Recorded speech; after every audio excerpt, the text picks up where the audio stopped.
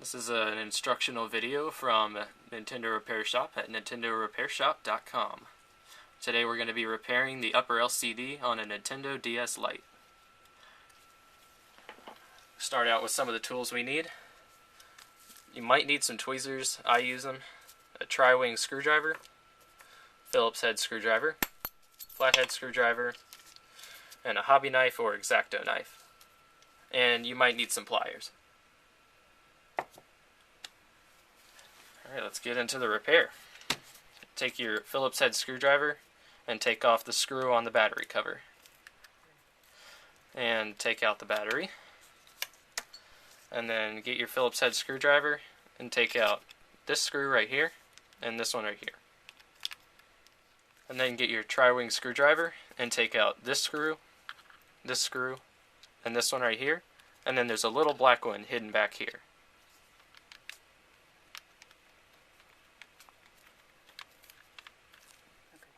Alright, after removing those 4 screws, see these 2 little black covers right here? You just have to get your flathead screwdriver and pop those off. And then there's 2 Phillips head screws under there. So then you just take them out right here and right over here.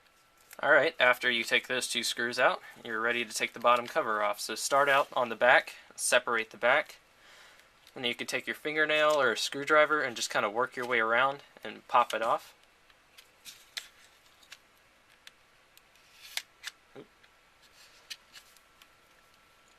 And it will be a little catchy to learn, but you'll get it. There we go. Just a few snaps all the way around. Before you do this, make sure that you take your little slot card out, or else the back cover will not come off. So there we go.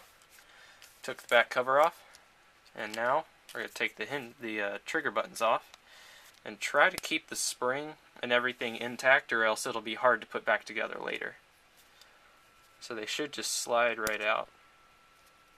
I'll just set those aside. Alright, now take your Phillips head screwdriver and take off this screw right here. Alright, now flip it around and take off these 2 little button snaps right here. You can use your tweezers, or you can use your fingers for these. They just kind of snap off, kind of like that.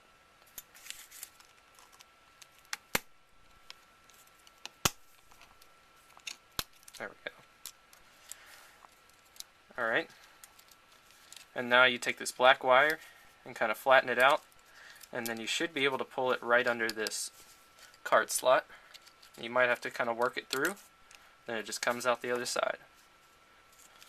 And now, open it up a little bit, and don't pull from the inside. Push the touchscreen from in there, and it should just come right off. Now this is the hard part. Right here where the upper LCD connects, there's this little black bar on it. You have to raise that bar. You can use your fingernail or the pliers or the tweezers or whatever and raise that little bar, and then the ribbon cable should just slide right out.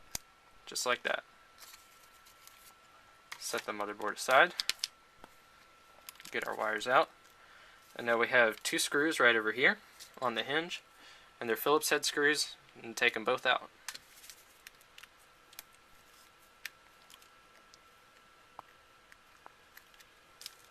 And they're long screws, so don't get them mixed up with the rest. Alright, and now the hinge should just lift up. It should just come right out. And you can set that aside too. Now here comes the tricky part. Right in here you kind of straighten the wires out, and this ribbon cable should fit right through this slot that you have on the case. You can see that little slit right there. And as the upper and lower, you slide this one out, and as you're sliding that out, the ribbon cable should go right through that little slit in the case. Kind of like that. And then it should just come right out.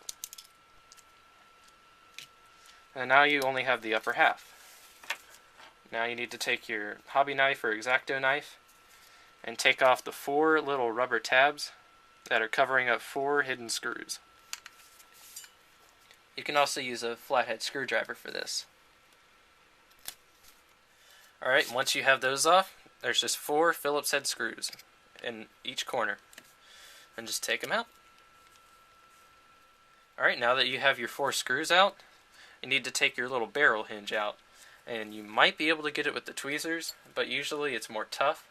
So just get your pliers, grab the end of it, and pull it right out.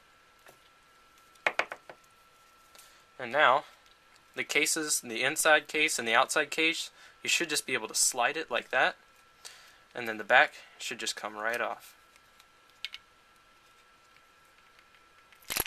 There it goes. Alright. Now we're inside the upper case of the DS. So we want to replace the screen. So let's go ahead and push it from the inside. Push it away from the rest of the plastic frame. And it is taped on there pretty tight, so. And be careful not to pull any wires or cut any wires because you'll need them later. And if your upper LCD is dead and it's not working anymore, then instead of feeding the ribbon cable through, it might be easier just to go ahead and cut it. So you can cut your ribbon cable and then pull your LCD in. And now you have your whole upper LCD away from the rest of the case. So now, we need to fire up our soldering iron, and then we're going to desolder both the speakers from the old LCD.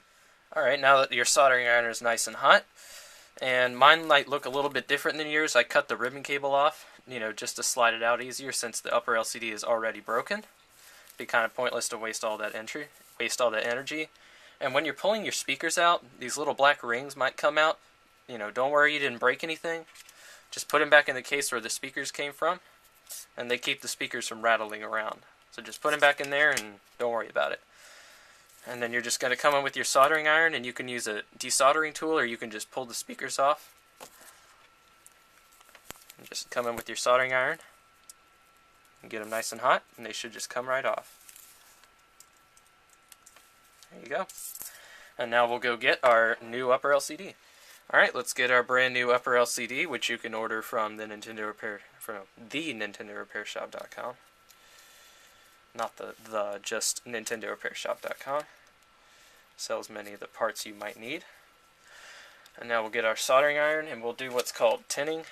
And it'd be nice to have basic soldering skills to put this on here, but you don't have to be an expert. Just get a little solder on every contact. Makes it a whole lot easier when you're soldering your speakers back on. So we'll grab our speakers.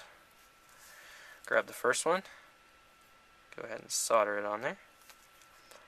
Let it cool. Grab our next one. Put it on there. Solder it. Let it cool. Grab our other speaker.